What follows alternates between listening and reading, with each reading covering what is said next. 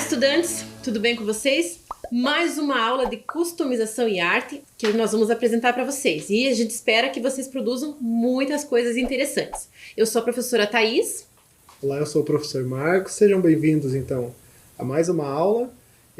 Hoje nós vamos mostrar o resultado desse trabalho que nós viemos confeccionando, né, ao longo dessas duas aulas e pensando toda essa relação que a gente tem com arte. Hoje a gente vai falar, então, mais sobre arte e também o que caminho você pode trazer aí para a sua peça.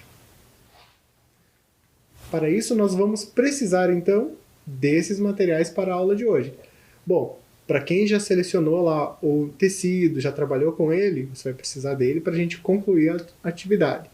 Também a papelogravura, que você deve ter criado aí, né, que foi a orientação. Além disso, tesoura, cola, lápis de cor, giz de cera. Vou dar um tempo aqui para você se organizar com esses materiais para a gente conseguir trabalhar. Vamos lá, então.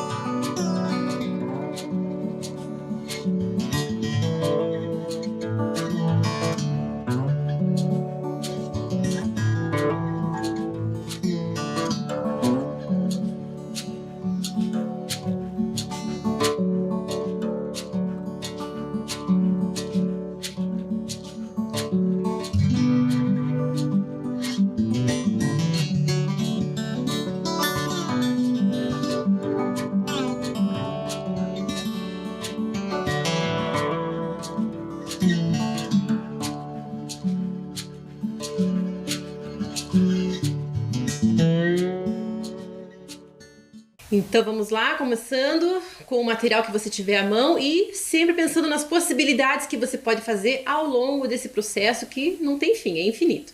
Nós vamos começar agora falando então uma das possibilidades de interferência aí nesse material, que é a colagem. E como é que a colagem aparece, né, na arte e como é que nós vamos perceber essa ligação com o que nós vamos fazer aqui agora. É interessante também pensar que nós trabalhamos aqui com a técnica de impressão por gravura e também por molde vazado, que é o stencil. E agora nós veremos então a colagem como procedimento.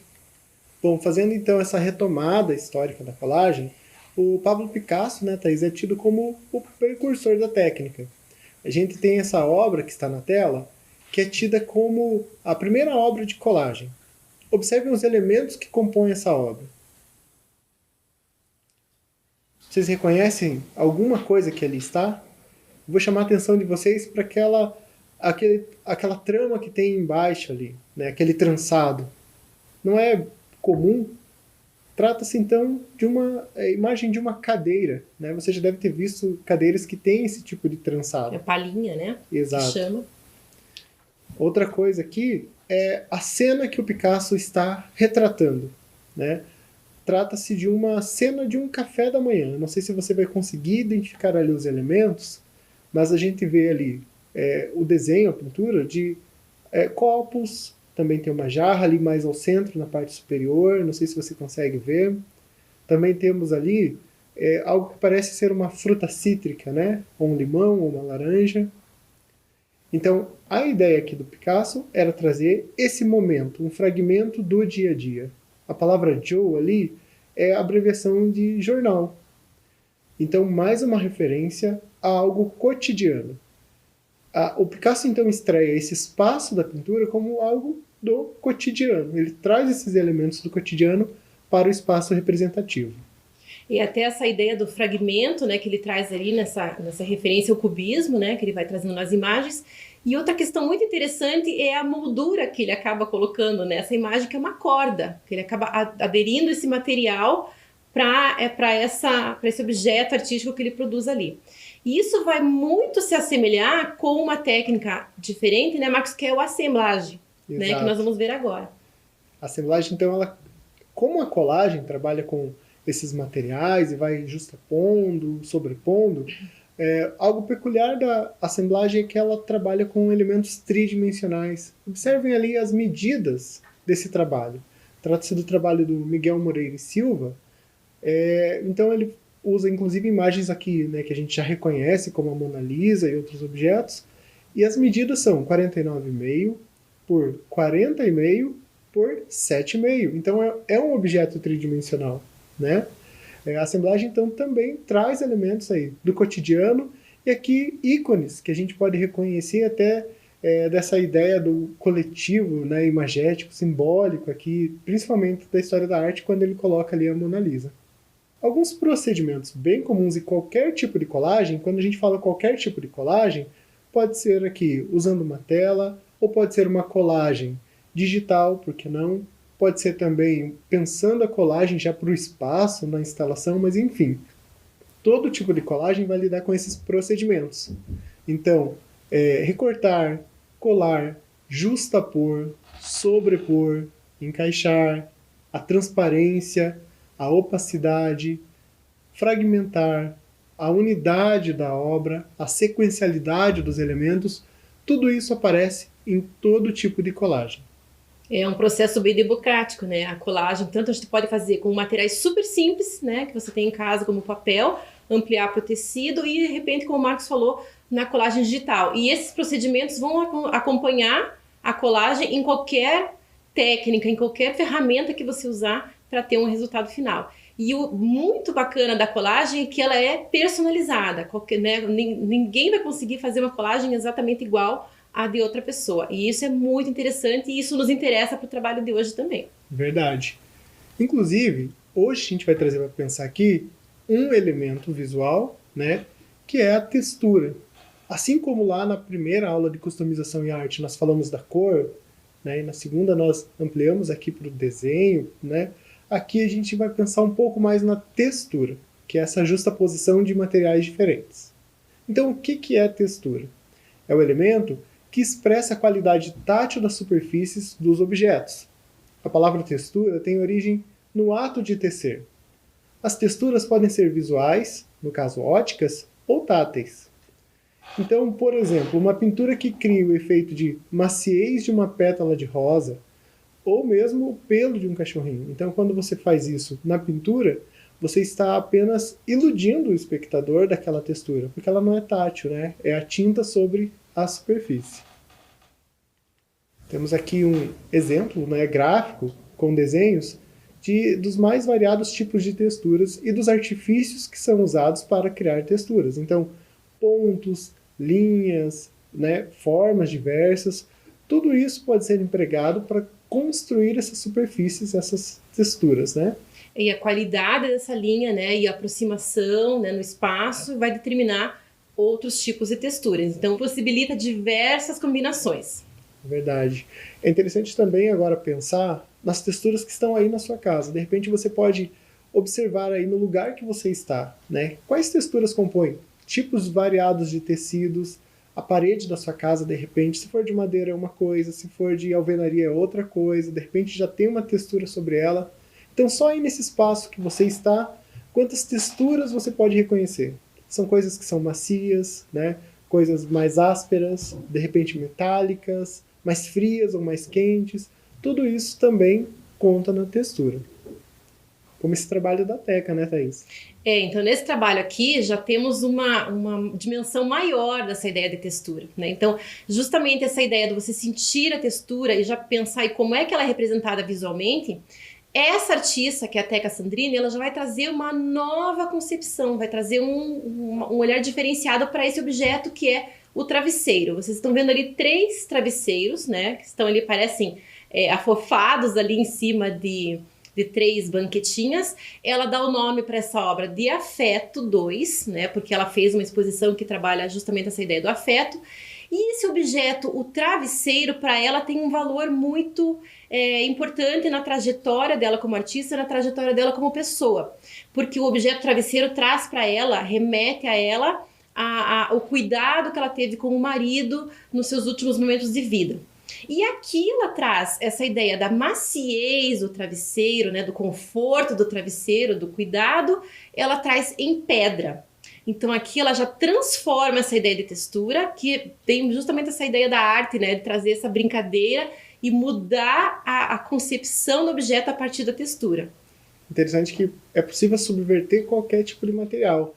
Então, um olhar mais distraído vai pensar, nossa, legal, o travesseiro, a maciez, né, aquela coisa mais leve, mas é que ela faz com pedra. Então, ela coloca uma outra lógica, né, e também que esse jogo com as palavras, a questão do afeto, né, a representação do afeto aqui, e o que será que a artista pode, né, ampliar esse significado, que é um travesseiro em pedra, né, o que mais isso nos diz? Uhum. Aqui vamos ver outros 3 exemplos de como os artistas subvertem, né, a lógica da textura das coisas e da materialidade, né? Imagina esse sorvete, não parece nada agradável, nada né, agradável. essa experiência, né? Assim como aquela xícara peluda, né? Não seria nada interessante de usá-la no dia a dia, né? Mas olha como o artista realmente traz essas novas percepções, essas novas conexões que a gente faz observando visualmente essas imagens, né? Dá vontade até de a gente tentar tocar, né, essas imagens, a gente consegue imaginar que textura que elas remetem pra gente, pelas experiências de vida que a gente tem. E aqui a gente tem a anulação desses objetos, né? Esses Exatamente. objetos não vão jamais servir a uma função ao qual a forma ou originalmente eles serviriam. No caso, o ferro de passar ali. Jamais você passaria uma roupa com esse tipo de ferro, né? Então aqui a gente tem um convite para vocês aí, então de novo incrementar lá o seu mood board, que já deve estar, né, sendo construído aí ao longo desse percurso, mas que agora você tem aí então um olhar para texturas, né, texturas das coisas que você tem em casa, ou de repente texturas mesmo que você pode tirar através da técnica de frotagem com os tecidos que você tem em casa, de repente uma colcha, um tecido, a madeira mesmo, né, que geralmente a gente tem algum objeto de madeira em casa. Como é que ficaria a textura, transformar essa textura tátil em visual, através da frotagem. Não sei se vocês conhecem, mas para fazer essa técnica é muito simples, você só precisa de papel, né, um papel que consiga resistir ao atrito, e você vai fazer o atrito do giz de cera ou do lápis de cor, né, nessa superfície, e transferindo essa textura para o papel. E assim você consegue deixar essa textura o mais visual possível. E esse observar essa textura visual é que é muito interessante. A última imagem que vocês estão vendo ali, além da textura, a gente está trazendo também aí para vocês uma proposta de coleção gráfica, que é outro elemento que nós vamos trabalhar aí mais adiante, e que tem a ver com a obra do Basquiat. Então, tipos de letras, escritos, frases, né? Isso tudo vai também compor a nossa proposta de hoje. Inclusive, aquela primeira obra que vimos, do Picasso, já tinha também coisas escritas, né? Então, a grafia faz parte também aí da ideia de textura visual. Então, a gente vai deixar aqui um tempo para você pegar o seu mood board, aquele mesmo que você já vem trabalhando nas outras aulas, e agora explorar tipos de texturas para a sua composição.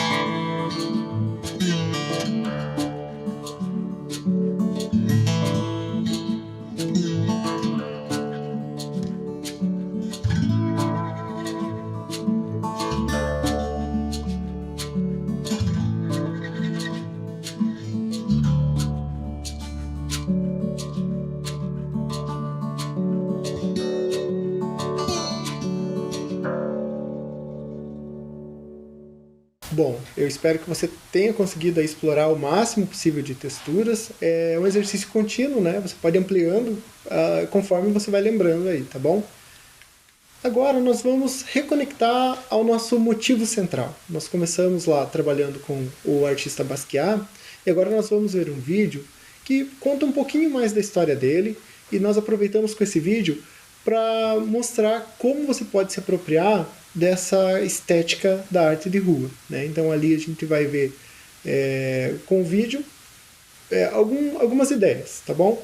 Eu não vou falar mais aqui para não dar mais pistas, então a gente vai passar o vídeo para vocês.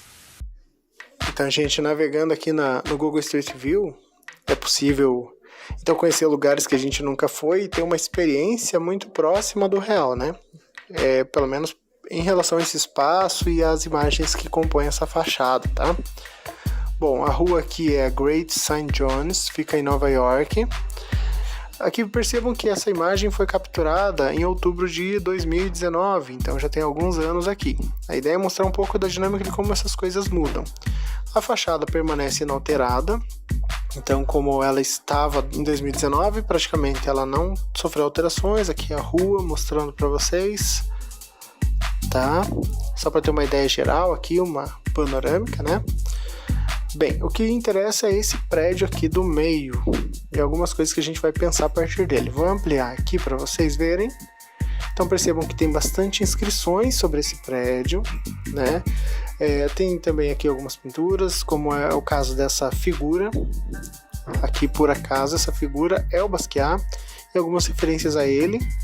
Ali está escrito Samo, né? Que é um conceito que ele criou. Também aqui a frase falando da inspiração que ele traz, ali é uma assinatura igual a dele com a data de nascimento e morte dele. Aqui desse lado nós temos várias outras inscrições, deixa eu aproximar mais um pouquinho. Percebam já esse caráter, né, da arte de rua, os atropelos aqui.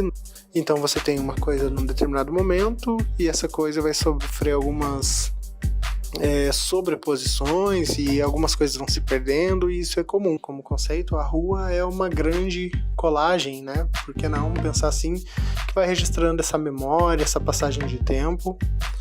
Bom, vou aproximar aqui um pouco mais a imagem para a gente ver um pouco melhor o que temos nessa área. Bom, vocês estão vendo aqui que temos uma placa, tá? Já vou falar um pouquinho sobre essa placa, vamos perceber um pouco melhor essas imagens que aqui compõem todo o entorno. Aqui Samo também foi alterado ali alguma coisa. For You, Harlem, também um cartaz aqui que está rasgado, né? Was Here, alguma coisa, talvez. Bem, temos aqui também alguns desenhos, Ted, algumas assinaturas, né? Então isso é muito próprio da arte urbana. Temos também aqui algumas figurações. Essa figura é bem conhecida e bem importante também na vida do Basquiat. Trata-se do artista Andy Warhol e ele foi amigo, né, do Basquiat e mentor, enfim, e ele ajuda o Basquiat aqui na promoção do seu trabalho. Se vocês observarem bem, ele está segurando o microfone ali, né? O Andy Warhol ficou conhecido como o criador da frase "todo mundo algum dia vai ter 15 minutos de fama. É alguma coisa assim, não é literal que é a minha tradução, mas enfim. Ele cria essa ideia de que em algum momento todo mundo vai ter 15 minutos de fama na vida, né? Hoje em dia a gente pode pensar nisso, principalmente depois da internet. Bom, outras imagens aqui, mais assinaturas, colagens, temos uma borboleta ali. Voltando à placa, que é o que nos interessa. Vou ampliar aqui. Essa placa é uma homenagem ao Basquiat. Então diz ali, Jean-Michel Basquiat, 1960-1988. De 1983 a 1988, o renomado artista Jean-Michel Basquiat viveu e trabalhou aqui. Um antigo galpão cujo dono era seu amigo, o mentor Andy Warhol, que é aquele ali da imagem que a gente acabou de ver.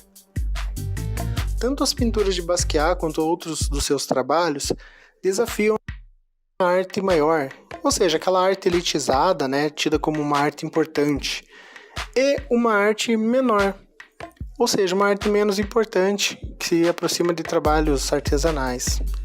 Bom, continuando aqui, diz que o trabalho do Basquiat lida com questões raciais e de classes e também forjou uma linguagem visionária. Essa característica do trabalho dele, ser um trabalho de rua, mas que vai ganhando espaço nas galerias e museus. Então é difícil categorizar o trabalho do Basquiat como uma coisa só, né? Então ele trabalha com essa subjetividade, algumas coisas até que a gente já conversou aqui nas nossas aulas.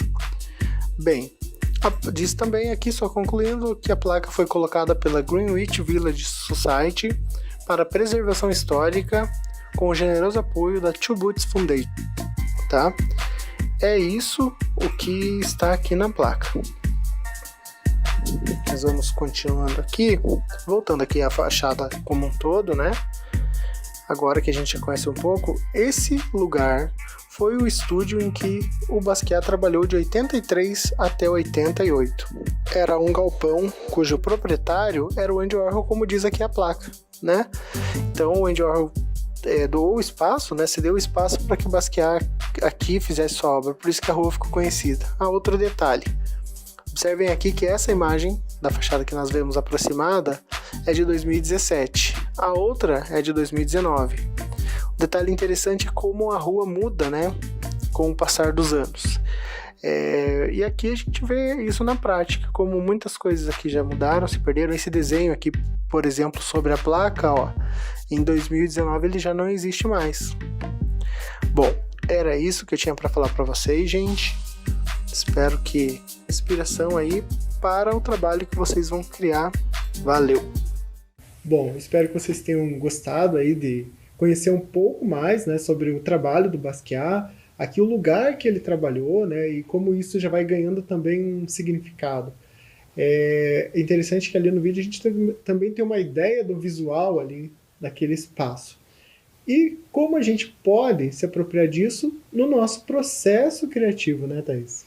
E associando bem, a gente consegue perceber então como é que foi o processo criativo do próprio Basquiat, né? E a nossa intenção com esse projeto todo é trazer justamente essa ideia de que você consiga trabalhar com o seu processo criativo, com as ferramentas que nós estamos apresentando aqui e de repente vocês podem ir além. Então essa ideia de qual é a sua poética, né? Você descobrir qual é a sua poética, como é que você vai começar a trabalhar, como é que você vai compor com esses elementos que você já tem mexido, brincado, né, experimentado e observado. Acho que a observação aqui nesse momento é uma das partes mais importantes desse processo. E o que você quer dizer? Que conceito você quer trabalhar, né? E qual conceito combina mais com o material que você tem à mão, né? Que você pode transmitir, pode trabalhar. Bom, é legal também que com a obra do Basquiat e com essa ideia da arte de rua, a gente vê a importância do texto na obra. Então, como a palavra vai ganhando força, uma potência, né? E força também para que o artista consiga expressar determinadas ideias. E essa combinação de texto e imagem é o que vai construindo esses mais variados discursos, né?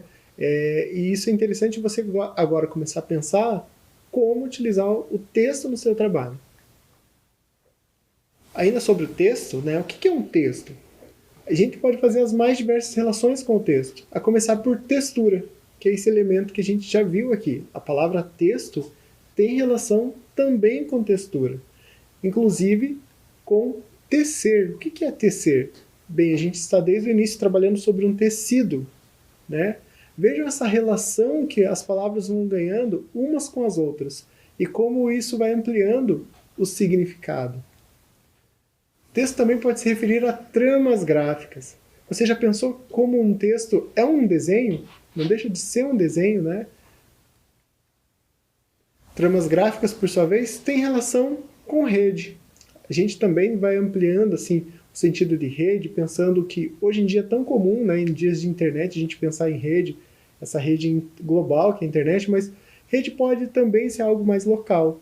Rede é a conexão de diversos pontos e você pode construir uma rede de determinado assunto ou de determinada ideia. Desenhar um texto. Né? As palavras já são desenhos, são sons também. Mas a gente vai pensar que um texto ele pode ser desenhado. Então ele pode ter uma relação de igualdade para com uma imagem. Desenhar um texto também pode significar caligrama. É quando você fica trabalhando a fonte em si. Existem variados tipos de fontes, né? Mas também pode ter relação com a estrutura do texto. Então, quando a gente vai escrever um texto que é longo, principalmente, se você não estruturar esse texto, você não consegue passar uma ideia geral. Tem que ter um fio condutor. E isso passa por um desenho do texto, tá? Então, aqui só algumas relações com a ideia de texto. Então, continuando essa ideia do texto, essa ideia do escrever, né? O que é essa ideia de escrever e há quanto tempo a humanidade vem fazendo isso, né? Já temos registros dos povos muito antigos que já desenvolveram um sistema de escrita, né? Mas a gente pensar na etimologia mesmo da palavra, né? Nós temos duas origens mais definidas na história da humanidade. Vocês estão vendo ali que do latim a palavra scribere, né? Que significa riscar, e do grego graphien, que significa gravar. Então, olha como tem relação aí, né, com esse gesto do marcar, do riscar, de fazer uma marca no mundo, como tem a ver com esse processo da escrita e como isso mudou, né, Marcos, a ideia da construção do conhecimento na humanidade. Então, esse gesto de escrever vai muito além, né, do que simplesmente sentar e escrever no papel. Né? É sobre isso, né? A gente pode pensar como a escrita mudou o modo de pensar e de se expressar. Exato. A gente pode fazer novamente uma relação aqui com a internet. Pensar como a internet mudou o mundo, se a gente for pegar nos últimos anos. A mesma coisa aconteceu com a escrita. Pensar como a escrita mudou o mundo, isso lá atrás, né? Como mudou o pensamento, né, da humanidade. Principalmente. Bom, sobre o que você quer falar hoje. De repente tem alguma coisa, alguma ideia que está aí na sua mente e você quer trabalhar, expressar, enfim.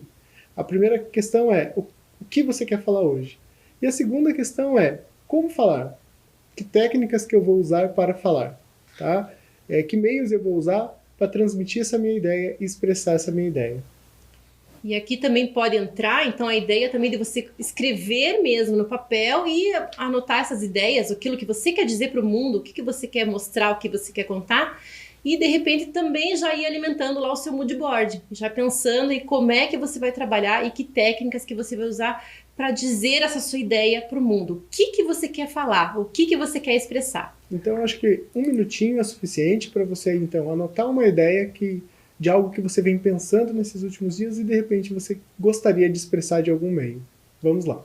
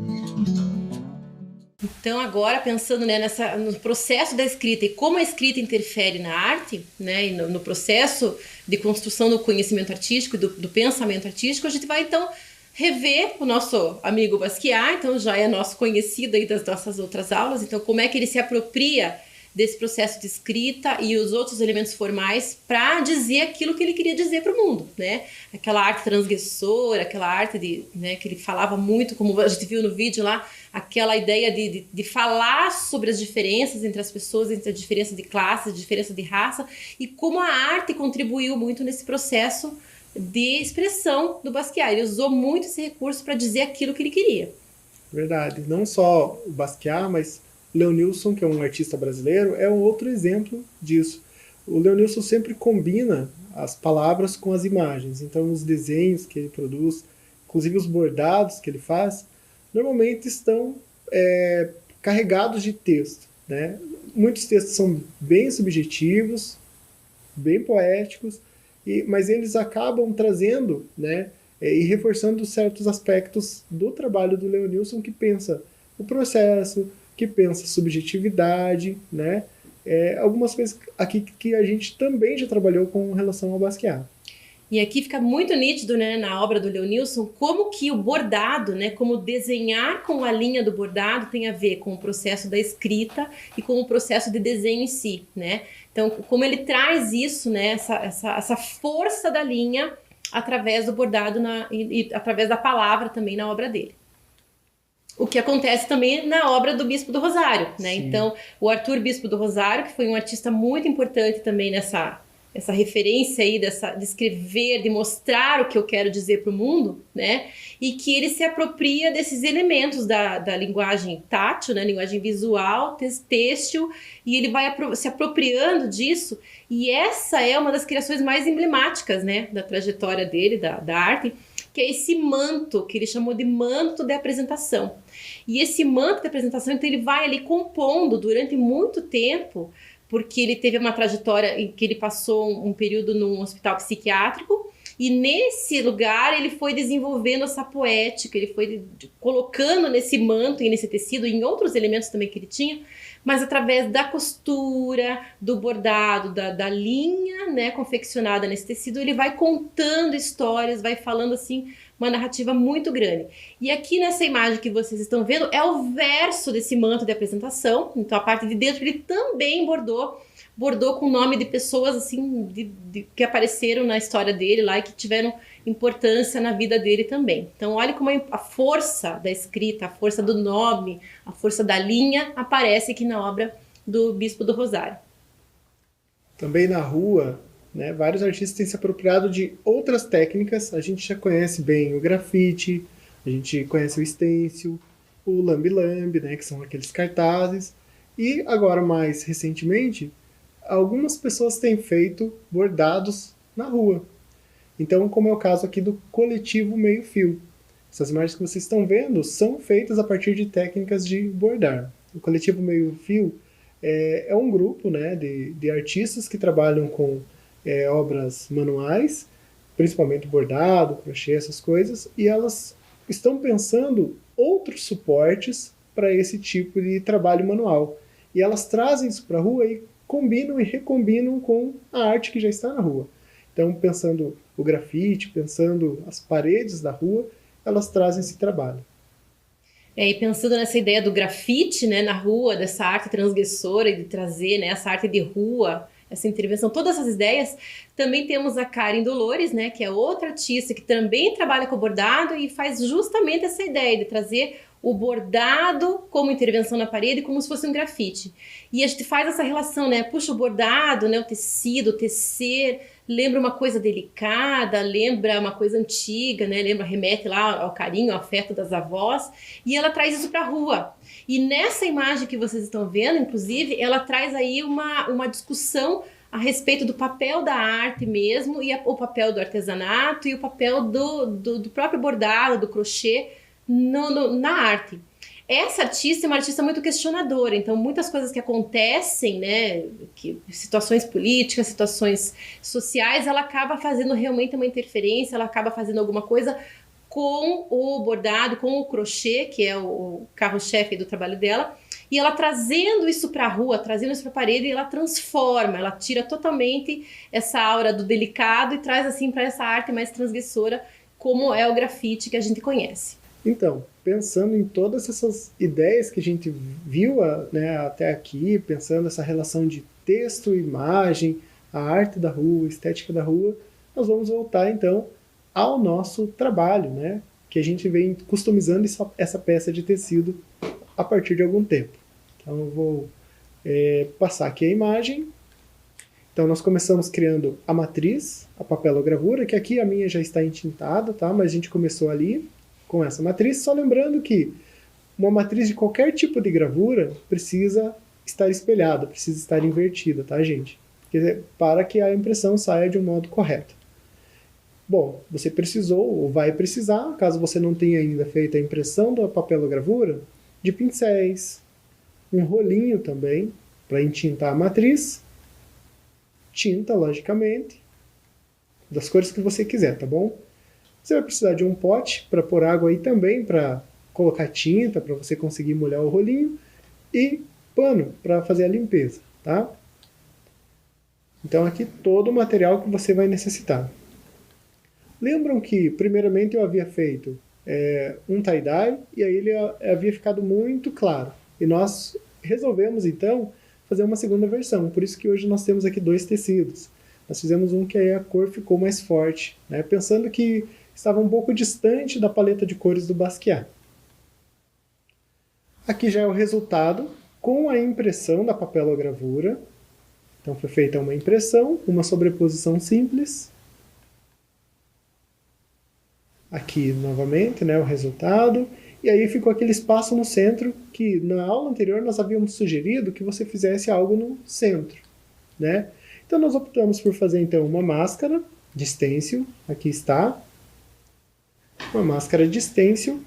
Então lembrando que pode ser em papel, desde que seja um papel mais grosso. Aqui foi usado um papel tipo craft, 240 gramas. Mesmo assim ele não resiste muito, aqui já é uma nova máscara porque a primeira, né, molha com tinta e ela não resiste. E aí foi feita a impressão aqui no centro do tecido, como vocês podem ver na imagem. Então temos a imagem do Basquiat ali. Tá? Novamente aqui, e aqui o resultado final.